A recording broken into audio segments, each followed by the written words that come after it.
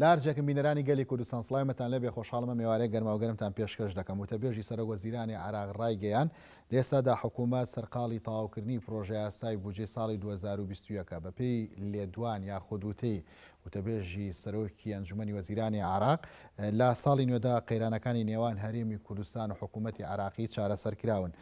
وتەبێژەکە ماژەی بۆش داوە لەباری دانوستانەکانی هەرێمی کوردستان و حکوومەتی ناوەند هەرێمی کوردستان پابندی خۆی دەربڕیەوە بە پابندبوونی بە یاسای قەرز. ئەم لە دوانە لە کاتێکدا کە پێشتر قوبا تاڵەبانی جێگری سەرۆکی ئەنجومەنی وەزیرانی حکوومەتی هەرێمی کوردستان و سەرۆکی وەفدی دانوستان کار بۆ بەغدا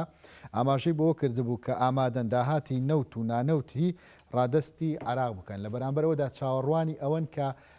ئەگەر هەرێمی کوردستان داهاتی نەوت و نانەوت تەسلیم یاخۆ ڕادستی عراق بکە ئەوان چیان پێدەدەن و ئاماژەشی بۆیە کردووە هەر لەبەر ئەم خاڵەشەکە گفتوگۆکان بەردەوامن و بۆیە گفتوگۆکان شکستیان نێنا و بەرحاڵ لە گەرمەوگەرمیم ئێوارەدا باز لە هەرێمی کوردستان و عراقەکەین لە دووڕیانێکدا ئایا ڕێک دەکەون یاخود ڕێک ناکەون گفتوگۆ دەکەین. بەڕێز شوێنەر شەرعی شارەزا لە پەیوەندیان نێودەوڵەتیەکان هەروەها بەڕێز ئەحمەد سەید عومەر خوێندکاری ماستەر لە یاسا لە گەرماوگەرم لەگەڵمدان بەخێربێن. بەڕێز شوێنەر لای جەنابتەوە دەست پێ دەکەم بەپێی و ئاماژانەی کە هەن هەرێمی کوردستان و حکوومەتی عراقی ڕێک دەکەون. بەڵێ ئایندێکی زۆر گەش هەیە بۆ ڕێکەوتن بە پێیوتەکانی بەڕێز جێگری سەرۆکی حکوومەتی هەرێمی کوردستان کە لە چەند ڕۆژی ڕابردووە لە هەوڵەکانی بۆ بەدەستێنانی مافەڕاوەکانی هاونیشتمانیانی گەلی کوردستان پەیامەکەی ئەو بوو کە ئێمە ناگەڕێینەوە هەتاوەکو مافەکانی خەڵکی کوردستان بەدەست نێنین. هەروە بێتەوە ئەنجومەنی سەرکردایەتیەکی نیشتمانی کوردستان بڕیاری داوە بە چەند پاکێجێک پرۆسەکە جێبەجێ بکە هەر لە سەرۆکایەتی هەردوو هاوسەرۆکان لەگەڵ وەفدی دانووسانکاری حکوومەتی هەرێم و حکوومەتی ناوەندیشە بە جیاجیا و لەگەڵ جێگری سەرۆکی حکوومەتیش بەجیا لەگەڵ هەرسێ سەرۆکایەتەکەی حکوومەتی هەرێم و حکوومەتی ناوەندیش کۆبوونەتەوە لەگەڵ لایەنە سیاسەکان کۆبوونەتەوە بۆی بگەن بە خاڵی هاوبەش و خاڵی ڕێکەوتن. لە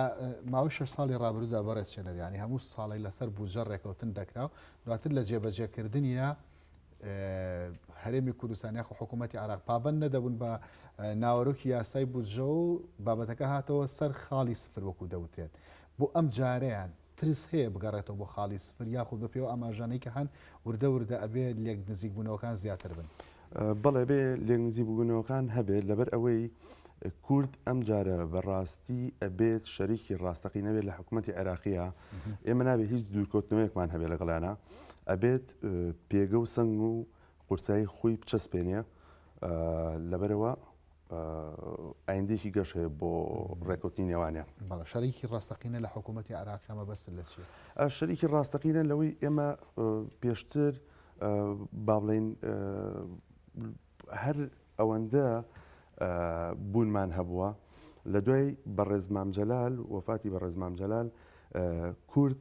هەر لە پێگەی سەربازی و هەر لە پێگەی دیبلۆماسی و هەر لە پێگەی ئابوووریەوە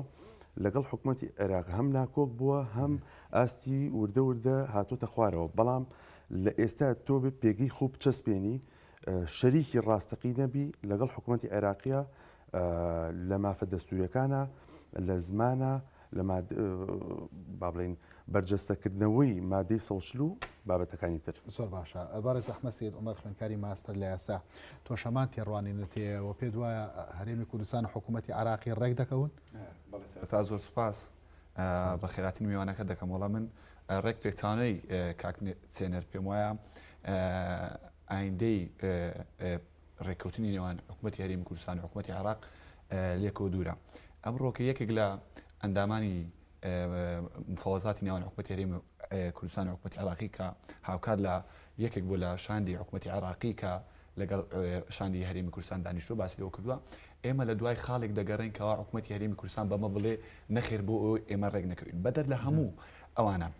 وەکو معلومە کەوا حکوومەتی عراقیش بەدەر لە قەیرانی کۆڕۆنا و کوی ئەو قەیرانە بابەتیانی کەوا سەرتاسەری زیانی گرتو و تاکو ئێستا کە جوم جۆڵەکانی گروپە چەکدارەکانی داعشماوە حکوومەتی عراقیش تووشی قەیرانێکی ئابووری قوڵ بووە و لەگەڵ ئەمەدا تاکو ئێستاکە حکوومەتی هەرێمی کوردستان سەر ڕای پابند نیەتی ئەوەی کە نیەتی ئەوی نیشانداوەکەوە ڕێک بکەوێتن لەگەڵ حکوومەتی عراقیدا بەڵام یەکێک لەو خاڵە ناکۆکانی لێرەوان حکوومەتی هەرێمی کوردستان حکوومەتی عراقیە کە حکوومەتی هەرێمی کوردستان داوا دەکاتن داهاتی نەوت ڕادەستکاتن بەڵام حکوومەتی عراقی داوا دەکات نەوتەکە تەسلیم کات ئامانجی لەم داواکاری حکوومەتی عراقی ئەوەیە ڕۆژ لە ڕۆژ وەکو ئاشکای ڕۆژ لە ڕۆژ بەهۆی کەمبوونەوەی ڤایرۆسی کۆڕۆنا لە سەرتاسەری جیهان ڕۆژ بە ڕۆژ نرخی نەوت لە بەرزبوونەوەدا بەدەر لە هەموو ئەوانە یان ئەگەیمە باوردی سەیری شاندەکەی حکوومەتی هەرێمی کوردستان بکەین دەبینین بۆ نمونە لە پارتی دیموکراتی کوردستان جێگیری سەرۆکوەزیرانیەکە ئێستاکە خودی خۆی بۆ ماوەیە یەک هەفتەیە لە دەرەوەیە و لەگەڵ ئەمەدا ئەوانەی کە وەکو بڕیار بەدەست و یاخود ئەو شاندەیکەوە وەکو نوێنەرایەتی پارتی دەکەن لە حکوومەتی هەرێمی کوردستان سەردانی بەغدایان کردووە هیچیان ئەو کەسە باڵانە نینە بتوانن بڕیاری کۆتایی لەمە بدەن و لەگەڵ ئەمەدا ئەگەر سیر کازمی بڕیاریدا و بانی سەردانی تورکیا بکاتن یعنی ئەمانە بەجێهێشتنی شاندی کوردی و بەشێک لەو کەسانی کەوا لە ناو مفاوزەتەکاندانا و بەشێکن لە بڕیار بەدەستەکانی حکوومەتی عراقی بانی سەردانی تورکیا دەکاتن ئەمەش خۆی لە خۆدا جۆرێکە لە خۆتزیینەوە لە ڕێککەوتن و منیش پێم وانە حکوومەتی هەرێمی کوردستان و حکوومەتی عراقی بگەن بە ڕێککەوتن ئەوکو ئاماژم پێ بەدەر لەوە ینی بەڕێز ئەحمەد ینی پێ دوایە لێدوانی ئەو کەسایەتی کاریگەریە بێت لەسەر کۆی ڕێککەوتنی هەرێمی کوردستان و حکوومەتی بەتاکید کاریگەری نابێتن بەڵام وەکو ئاماژم پێدا حکوومەتی عراقی ئێستا ینی قانونی قەرزی دەرکردووە قەرز دەکات و بۆ خۆی ناتوانێتن موچە بداتن یعنی لە مانجی ڕابردوو گەیشت بە دوو مانگ موچەی خۆی نەداتن ئێستا کە ئەو 320 میلیارە بەدەر لە هەموو ئەوانە دەمێتن ئاماژە بە شتێک بدەم بە تایبەتی ئێمە لە 15 ساڵی ڕابردوو تا بەر لە ریفراندۆم ئێمە وەکو دەوڵەتێکی سەر بخۆ تعاملمان لەگە عراق دەکرد ئێستا کەش حکوومەتی عراقی باش زانێتن ئێمە لە مووقیفێکی لاوازدانیاری یەکێک لەو مەرجانەی کەدەوە دەبێتن لە مفاوزاتدا هەبێتن ئەوەیە کەوا نابێتن تەرەفی بەرامبەر بزانانی خاڵی کۆتایی تو لە چیدایە حکوومەتی عراقی دەزانی خاڵی کۆتایی ئێمە لە چیدایە و لەگەڵ ئەمەشدا ئەمە دەزانین حکوومەتی عراقی هەم لە ڕێگای سەرۆکوەزیران و هەم لە ڕێگای وتەبێژی حکوومەتی عراقیەوە ئەعلانی ئەویان کردووەکەوە لە فترەی زەمەنی هەڵبژاردن بکرێتن من پێم وایە ئێستا کە مەفهومە تێڕوانینێک لە نێو شەقامی عراقی هەیە هەم لە بەیتی شیعی هەم لە نێو سونەکان ئەگەر بێت و بە ڕازی لەوەی کە حکوومەتی عراقیە زانێ خاڵی کۆتایی کوردەکان لە چیە ئەگەر بەس دەمێتن ئەو پامەش کۆتایی ببین وەڵامی پرسیارەکەت بمەوە ئەوانە گەیشتنە ئەو واقعی یعنی ئەگەر بێت و هەر لایەنێک لە ئەوانەی کەوا بەشدارن لە حکوومەت ڕازی بن بەوەی داهاتی هەرێمی کوردستانی ئەو 320 میلیارە بنێردن دەبێت یەکێک لەو خاڵە ڕەشانەی لە هەڵبژاردن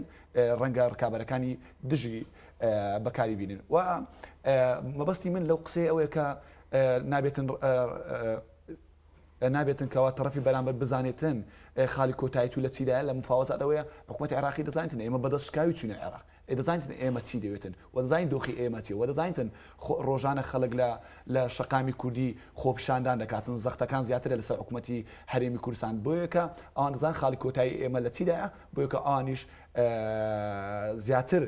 فشار لەسەر ئێمە دەکەن بەدەر لە هەموو ئەوانە ئێستا حکوومەتی عراقی کار لەسەر دابەزاندنی نرخی دیناری عراقی دەکاتن یعنی ئێمە کەوتینە چوار گۆشەیەکەوە یعنی تەسلیمکردنی نەوتەکەش و داهاتەکەش بۆ ئێمە زەرەرە چکە دابزینی نرخی دیناری عراقی و لەگەڵ ئەمەدا تەسلیمکردنی نەوت لەوانەیە بەیانی نرخی نەوتەکە کە ئێستا 41 دلار لەوانەیە بەهۆی نەمانی ڤایرۆسی کۆڕۆنا و بەگرخستنەوەی بەشێک لە فڕۆکە و لە ئەم شتانێکەوە سوتەمەنی تێدا بەکاردێتن نرخی نەوتەکە بەرز بێتەوە ئێمە وەکو هەرێمی کوردستان ئەگەر ئێستا نەوتەکە ڕادەستکەین لە بەرامبەرەوەی حکوومەتی عراقی زۆر بە ژیرانە مامەڵە لەگەڵ ئەوکەرەکاتن ڕەنگە ئێمە لە ڕادەستکردنی نەوتەکەش زەرە بکەین ئەگەر نەوتەکەش ڕادەست نەکەین ئێمە ناتوانین موچە بدەین بەدەر لە هەموو ئەوانە دەمێ ئەمن ئاماژە بە شتێک بکەم یعنی ئێمە لە دوو مانجی ڕابردوو موچەمان نەداوە داهاتی هەرێمی کوردستان 400 میلیارد دینارە ئەگەر بێت و 325 میلیارەکەی حکوومەتی عراقیمان بۆ بەهاتبایە دەکاتن 725 میلیارد ئەگەر بەپێی ئەو خشتە دابشکردنی حکوومەتی هەرێمی کوردستان کە 120ەکە بەو 120ەکە ئێمە دەماتوانی موچە بدەین 400 میلیارد لە هەر مانگێکدا بۆ دوو مانگ دەکات چەند دەکات 800 میلیارد دینار ئێمە بەپێ ئەوەی کە 120 موچەکەمان دابش کردووە لێ بڕاوە چەند دەبینێت 75 میلیارد حکوومەتی هەرێمی کوردستان دەرێ قەرزم کردووە یعنی ئەتوو داهاتەکە 400 میلیارە بۆ دوو مانگ موچە دابش نەکردووە دەکات 800 میلیارد ئەگە بێتگە لە 325 میلیارەکەی عراق کە ئەو داهات ئەتوو ئەو قەرزە لە چێ کرد یعنی شەقامی کوردی لە ئاستی حکوومەتی هەرێمی کوردستان متمانەی لاواز بۆ بەڕاستی زۆر باشە ئەمێ سەرنجی بەڕێزشێنەری ژۆر بگەانی دۆخی عراق لە هەرێمەوە نە باشتێکە تا ئەوان لە گفتوگۆکاندا بە تەواوی زاڵ بن بۆ زانیاری بەڕێزە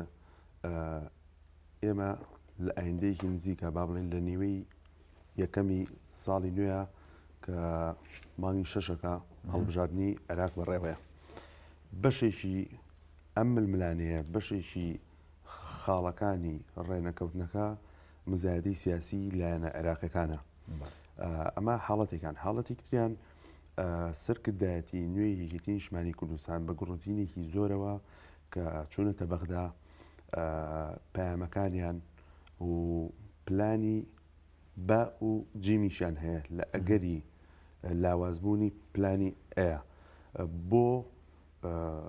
بەرجەستەکردن و ڕەخساندنی مافەڕەوەکانی کۆمەڵانی خەڵکی کوردستان باڵێ هەڵبژاردننی بەسی من لەوە بووی پەیوەندی نەبوو هەڵبژاردنەوە پێوەست بوو بۆ ینی لە گفتوگۆکانە دۆخی دارایی عراق هێندە باشە دۆخی سیاسی عراق هێندە باشە وا بابەتەکانی خۆی فەرزکا بەسەر هەرێمی کوردستانە وەکو بەڕێز ئەحمەد ئاماژەی پێدا عێراق دەوڵەتە ئەو ئەتوانێت قەرزکە بەپێی ئەو نەختینەی هەیەی لە بانکە بە ئەتوانێت قەرزکە قەرزی نێودەوڵەتی بکە بە حکوومەتی هەرێمی کوردستان ناتوانێت قەرزکە بۆیە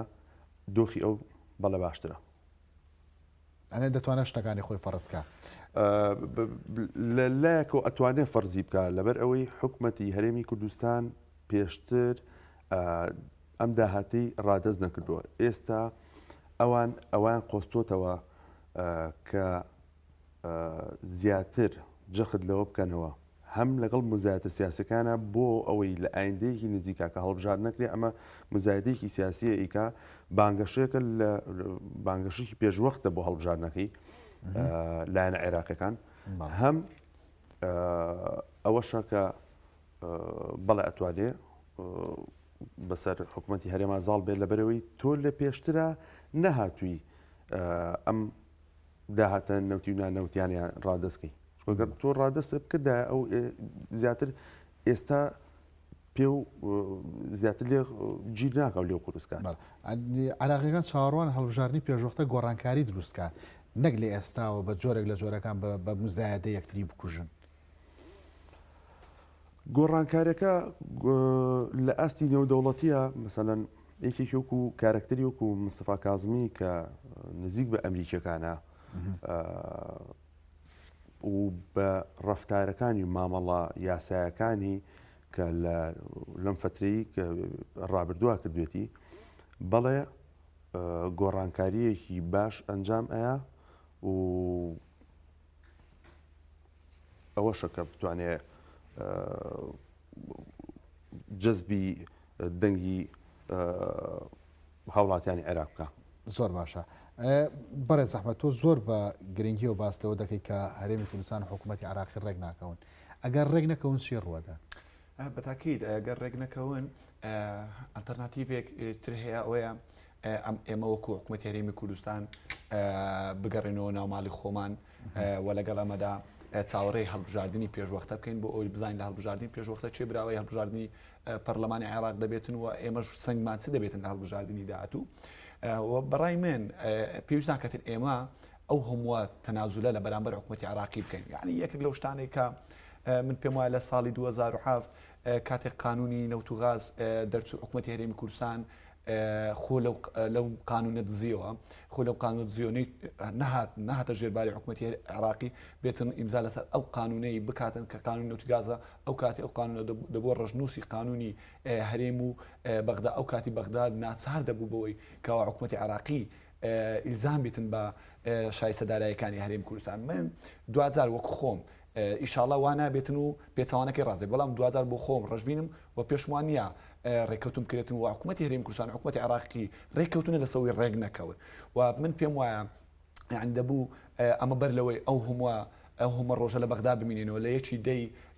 ساڵی 2020 حکوومەتی هەرێمی کوردستان ئەو پرۆژه یاساییگە گەڵاڵی کردبوو مودە یاسایەکەی تەواو کردبوو دەبوو دەست بکرێتن بە جێبەجێکردنی ئەو پرۆژه یاسایە بۆ گەڕانەوەی داهات لە خاڵە سونیرەکان بۆ گەڕانەوەی داهات لە داهاتە ناوخۆیەکان ئەگەر بێت و ئێمە بتوانین شەفافین لە داهاتی خاڵە سونووریەکان لە داهاتە ناوخۆیەکان لە بنبڕکردنی گەندەڵی هەرچەندە لە سەرتاسەری جیهان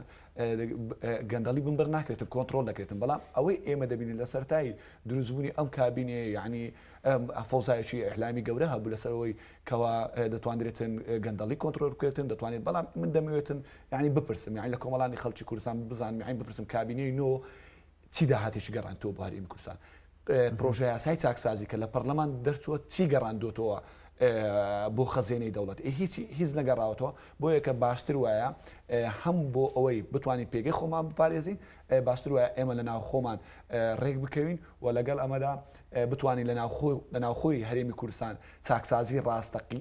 چاکسازی فعلی و ڕاستەقینە بکەین بۆ ئەوەی ئەگەر ئێمە بێت و یعنی چاکسازی فعلی بکەین و هێزە سیاسەکان دەستیان نەبێت لە گەندەڵی باوەڕکە شەقامیش ئەو فشارە گەورە لەسەر حکوومەتی هەرێمی کوردستان ناکات بەڵام شەقام گەیشتە ئەو ڕاستیەی حکوومەتی هەرێمی کوردستان داهاتی بەشی موچە دەکاتن بۆ یەکە شەقامیش فشار دەکاتن بۆ یەکە باشتر وایە حکوومەتی هەرێمی کوردستان شەفاف بێتن و ڕوون بێتن لەگەڵ کۆمەڵانی خەڵکی کوردستان برێ ئەوە داهاتەکەی منە ئەوەندا موچەم پێ دەدرێتن فەرمووە حکوومەتی عێراقی ئەمە هەموو یەتێک خۆمان ئاشکرا کرەوە بەڵام حکوومەتی عێراقی لەگەڵمان ڕێک ناکرێت بەڵام ئەوە داهاتەکەیمە ئەوەندە شمان گەڕاندوتەوە لە ئەنجامی چاکسازی ئەوەندە موچەمان پێ دەدرێن باوەڕکەم من پێم وایە خەڵکی کوردستان لە ماوەی 30 ساڵی ڕابردوو ئەوەندە قوربانیدا ئەوەندەش ڕاوە دەستیتن تاوکو نرخی نەوت بەرز دەبێتەوە تاکو ئەنی بەرز ئەحمەدیانێمە ئەکرێ ئەم دانووسانەوەکو دوایین دوایین فرسەد لە نێوان هەرێمی کوردستان و حکوومەتی عێراقی تەماشا نەخێر خۆ ئەو وەکو ئاماژەم پێدا لە مانجی شەشی ئەو ساڵەکەدا پرۆسی هەڵبژاردنمان لە پێشە ئەو کاتی ئێمە دەتوانین بزانین لەگەڵ ئەو پارتە سیاسی یاخود ئەو هێزە سیاسی کەوا براوەی هەڵبژاردن دەبێتن ئەو کاتی ئێمە بچینە سەر مێزی گفتوگۆ تەڵەبیاتی خۆمان پێشکەش بکەین ئەو کاتە بۆیەکە ئەمە دوایین گفتوگۆی ئێمە نابێت لەگەڵ حکوومەتی عێراقی و لەگەڵ ئێمەش بەشێکین لە حکوومەتی عێراقی و پێویستە ئێمە بەردەوام بین بەڵام ئەوەی جێگای ئاماژە پێکردنا بە درێژای مێژوو بەتایبەتی لە دوای پرۆسی ئازادی عێراقەوە یعنی هیچ کاتێک پەرتەوازەی نێوماڵی کورد بەو ڕادە نەبووە یعنی ئەوەی ئێستا دەگوزرێتن ینی ئاواز خوێندنێکە هەریەکە و لە سنگەرێکە یەکێک لە هۆکارەکانی ئەوەی کەوا حکوومەتی عێراقی دەزانین خاڵی کۆتایی ئێمەچە ئەو پارتەوازەی نێوماڵی کووردە هێز و لایەنە سیاسەکانە نەبوونی تەوژمێکی کوردانەیە نەبوونی مێزێکی کە هەمومان لە چوادەوری کۆبنەوە حکوومەتی هەرێمی کوردستان و لە دوای نەخۆشکەوتنی فەخامەتی جەنابی مامزەلان ئەو پەرتەوازەیە بەعلەنیەوە دیارە ئەو پەرتەوازی کەسێک نییە لە نێو هێزە سیاسەکان بتوانێتن هەموو هێزە سیاسەکان کۆ بکاتەوە بتوان ببنە یەک دەنگ یەک ڕەنگ یەک تیم لە بەرامبەر داواکاریەکانی ئەگەر ئێستا سەیری ئەو گروپە پازەیەکەن ئەوان لە ئاوازێکن حکوومەتی هەرێمی کوردستان کە شان دەکرێتی ئەوانیژە ئاوازێکن بۆ یەکێک لەو کێشە سەرچیانەی ئێمە هیتمان نەبوونی کۆدەنجە نەبوونی یەک لیستە نەبوونی یەک تیمیە بەڵێ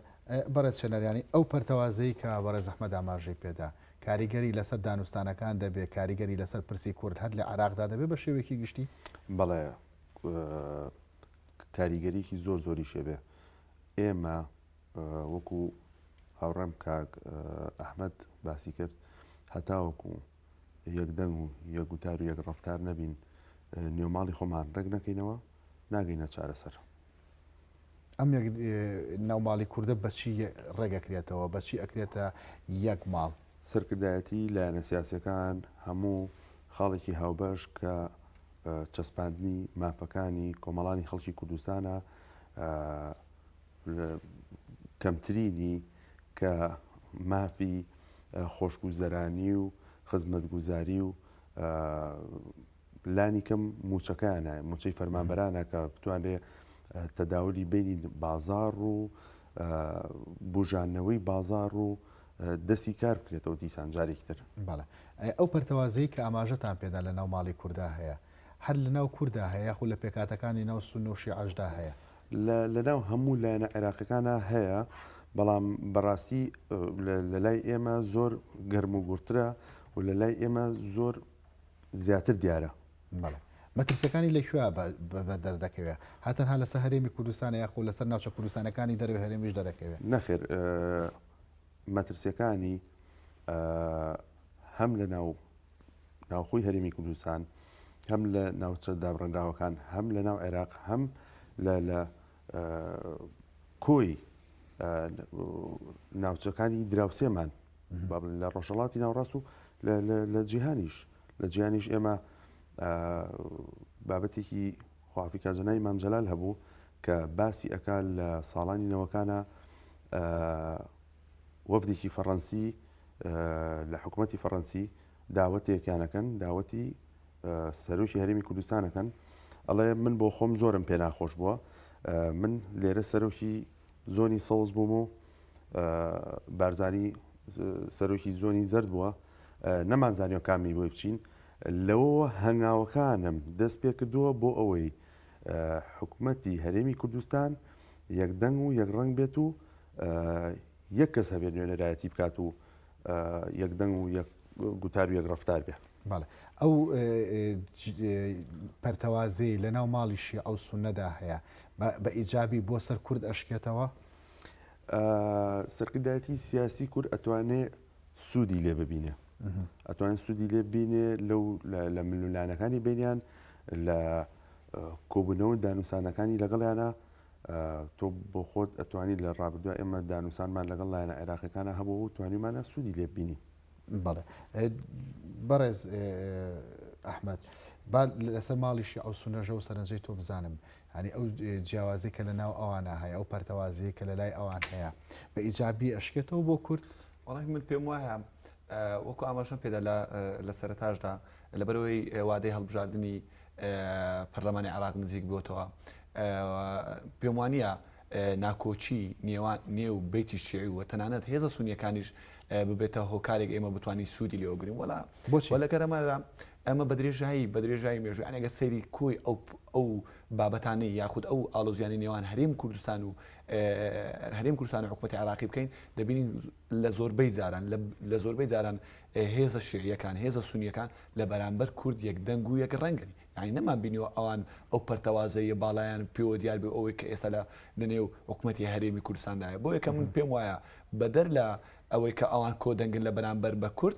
پێم وایە پرۆسی هەڵبژاردن یەکێ لەو خاڵە جەوهەریانەی کەوا دەکاتن ئەوان لە ناوخواانە کۆدەنگنین لە هەندێک پرسدا بۆ نمونە ناو سونەکانە کۆمەڵێ ڕەوت و تێڕوانین هەیە لە ناو شیعەکانە تەنانەت لەسەر دانانی مستەفا کازمیش بە تاکید خۆ ئەگەر ئێمە سەیری بگەڕێنەوە بۆ دانانی مستەفا کازمی دەبینین یعنی پەرتەوازەیەکی قوڵ لە نێو هەم لە نێو هێز سیاسەکان هەم لە شقامی عێراقیدا هەبوو یعنی ئێمە ئەگەر سەیر بکەین بگەڕێنەوە بگەڕێنەوە خۆپشاندانەکان دەبینی یەک لەو مەرجانێکەوە خۆپشاندان هەی بووە ئەوە بۆکەوە ئەو کەسێکەوە دەبێتە سەرۆگۆزیران نابێتن دوو جنسیە بێتن نابێتن بەشداری لە هیچ هێزێکی سیاسی کرد و کازمی بەشێک لەو مەرجانی تێدا نەبوو بۆ یەکە پرسیارەکەی جەنابەت ئەوەیەکەوە ئایا پەرتەوازەی وان ناکۆچی وان دەبێتە هۆکارێک ئێمە بتوانین سوودی لێ بینی من لۆ خۆم بۆ ئەو قۆناغەلو ئێستاکە پێم وانە ئەوان بتوانن سوود لە ناکۆچی هێزە شیعیەکان ببینن و ئێمەش نەماتوانێت ژیرانە مامەڵە لەگەڵ ئەم ناکۆچێوانە بکەین بتوانین ئەو ناکۆچیانە لە سوودی خۆمان بە کۆتا بینین وەکو ئاماژەم پێدا پەرتەوازەی لە نێو ماڵی کورد هۆکارێکە هەریەک و ئەوەندەی لە بەرژەوەندی حزبیەوە کار دەکاتن ئەوەندە لە بەرژەوەندی کۆمەڵانی خەڵکی کوردستان کار ناکاتن بۆ یەکە دڵنیابە ئەمە ناتوانانی سوود لە ناکۆچی هەم هێزە شیعیەکان هەم سونیەکانیش ببینین. بەڕێز سێنەر ئەگەر هەرێمی کوردستان و حکوومەتی عێراقی ڕێک نەکەون لە قۆناغی داهاتووە بەتایبەت ئاماژەتان بۆدا کە هەڵبژاردننی پێشوەختە لە پێشە کورد دەتوانێت کێشە بۆ پرۆسی سیاسی لە عێراقدا دروست بکات؟ وەفدی حکوومەتی هەرێم بە تایبەت سەرکردایەتی نوێی یەکێتی نیشتمانی کوردستان وەکو پێشتریش ئاماژەم پێکرد لە ئەگەری لاوازی ڕێکەوتنەکە پلانی با و جیم و دواتریشی هەیە هەموو پلانێکی هەیە بۆ ئەوەی وەکو بەڕێز جێگری سەرۆکی حکوومەت دوێنێ لە کۆنگرە ڕۆژنامەنووسەکە ئاماژەی پێ کە ئێمە ناگەڕینەوە هەتا مافە دەستوری و مافە یاسایەکانی کۆمەڵانی خەڵکی کوردستان نەشەسپێنی بەڵام لەگەڵ ئەوە نەشدانی تا ئێستا کورد بەشەکە لە پرۆسی سیاسی عراق ئەتوانێت بە جۆرێک لە جۆرەکان کاریگەری دروستکە کە ئەو پرسی ڕێککەوتنە بە قازانج بۆ خۆی بهێڵێتەوە؟ بەڵێ من پێشتیش پێم وتیتم کورد ئەبێت بەرجەستی بکات و شەریکی ڕاستەقی دەبێت لە حکوومەتی ناوەندا. زۆر باشە. بەڕێز ئەحمەد ئەمێ دوای سەرنجی تۆ لەسەرەوە بزانم ینی هەر دەبێت حکوومەتی هەرێمی کوردستان و حکوومەتی عراق لەسەر بوجە و داهار ڕێک بکەون یاخود کۆمەڵێک پرسەیە لە نێوان هەرێمی کوردستانە پێویستیان بە ڕێککەوتنیە لەگەڵ عراقدا؟ ئێستا یەکێک لەو پرسە گەرمانەی کەەوە هەیە دوو بابەتی سەرچێ یەکەمیان بابەتی بوجە و موچەیە یەکەم دومیشان بابەتی ناوچە دابڕێنراکە من بۆ خۆم کە یەکەم لەو کەسانی خەڵکی ناوچە دابڕێنراوەکانم یعنی بابەتی موچە بوجە یەکە لەو پرسانێکەوە ینی دەبی یەکەمی ئەو شتانە بێتن لە کوی ئەو داواکاریانی حکوومەتی هەرێمی کوردستان هەیەی و دومیان پرسی ناوچە دابڕێنراوەکانە جموجۆلەکانی داعش هەر لە زومار بگرێت تا دەگاتە گوڵاڵە ڕۆژ بە ڕۆژ لە زیاد بووندا ئەمانەش هەموو فاکتەری ئەو بوونە ڕۆژ بە ڕۆژ پێگەی کورد ڕوو لە دابەزیم کاتن یعنی ئەگەر ئەو ڤایرۆسی کۆرۆنا و ئەو قەیرانە دارایە نەبە یەکێک لەو پرۆژانێکەوە عێراقی بوو بابەتی سەرژمێری ینی ئەمە ئەو شوێنانێکەوە لە ڕابردوو بۆ نمونە وەکو دووز وەکو مەخمور وەکو هەموو ئەو شوێنانەی تر لەوانەیە ڕەنگە لە پرۆسێشی دیموکراسی کوردبوونی ئەو ناچانەمان بدۆڕان بە بۆ یەکە من ئومێدەوارم حکوومەتی هەرێمی کوردستان ئەگەر ڕێک نەکەوت لەگەر بەغدا بێتەوە ئەلیانە چاکسازی ڕاستەقینە بکاتن ئەو پرۆژه یاسایی چاکسازی سەرڕای سەرنج و تێبینیەکانی خۆم وەکو لەسەر پرۆژ یاسای چاکسازی بەڵام کۆمەڵ شتی باشترە دەتوانرێتن سوودی باش لێ بگرن ئەگەر بگەڕێنەوە سیر بکەین جەنابی مام جەلال ئەگەر هەڵە نەم لە ساڵی 1998 ئەو کاتی کە لە دەرەوە دەگەڕێتەوە لەگە سەرکردایەتی یەکێتی گفتوگۆ دەکاتن بۆ ئەوەی بچی سەردانی پارتی دیموکراتی کوردستان بکات و کۆتایی بەو کێشە و ئالۆزیانە بێنێتن تاکە کەس ئەو کاتی لەناو یەکێتی لەناو سەرکردایەتی ئەو سای یەکێتی دکتۆر بەرهەم بوو کەوا ڕازی بوو ئەو شتەی پێ باش پێ گونجا بوو هەموو سەرکردایەتی یەکێتی و هەموو لایەنگرانی یەکێتی ئەم هەنگاوی جەنابی مام جەلالیان پێ باش نەبوو بەڵام مام جەلال بە هەستکردن بە پرسیارەتی پرسە نەتەوەیەتی نیشتیمانیەکان گوێ بە هەموو ئەو داواکاریانەدا چوو سەردانی مەسیفی کرد و لەگەڵ جەنابی بارزانی دانیشت و گەیشتە ڕێکەوتن ئەو ڕێکەوتنە بۆ هۆکارگەلێک بە ئاراستەی بژانەوەی هەرێمی کوردستان لە ڕووی سیاسی لە ڕووی ئابووری لە ڕووی دیپلۆماسی بۆ یەکە ئەم قۆناغا لێمان دەخوازێتن چونکە ئێمە لە بەردەم ئەگەرێکی خراپ داینا ئەو قۆناغ لێمان دەخوازێتن ئێمە بە هەمان عقلەتی جەنابی مام جەلال هەست بکەین ئێمە لە بەردەم قۆناغێکی زۆر مەترسی داینا ڕەنگە برسیەتی و نەهامەتی خەڵک ببێتە هۆکارێک هەمان ئەوەی کە لە بەهاری عەرەبی ڕوودا دەبینین ئەزمموی بەهاری عەرەبی دەبینین ئەوەی لە کوردستان ڕووداتن بۆ یەکە من ئومێدەوارم حکوومەتی هەرێمی کوردستان یەکێک لەم ڕێگانە بکاتەوە یان ئۆتێ سەرکردایەتی سیاسی ئەوەی ئەو عقلێتی جەنابی مام جەلال بوو بەیەکۆ دانیشن معالەجەی ئەم دۆخی ئێستا بکەن یانیش ئۆتەیە چاکسازی ڕاستەقینە بکەن چونکەیە کامیان بەدیلێکی باشە بەڕایەوە بۆ ئەو قۆناغا من پێم وایە گەڕانەوە بۆ نێوماڵی کورد بە هەمومان دانیشین ئەو پرۆژه یاسایی هەیە بەشێک لەو گەندەلیانەی کەوا لە داهاتی خاڵە سنووریەکان هەیە لە داهاتی ناوخۆ هەیە بێتەوە خەزێنەی دەوڵەت ئەمە ئەو هەموو تەنازولە بەرامبەر بە حکوومەتی عراقی نەکەین. بەڕێز ئەحمەد سەید عومەر خوێندکاری ماستەر لە یاسا بەڕێز شوێنەر شەرعی شارەزا لە پەیوەندی نێودەوڵەتیەکان زۆر سپاس ئێوە شخواتان لەگەڵ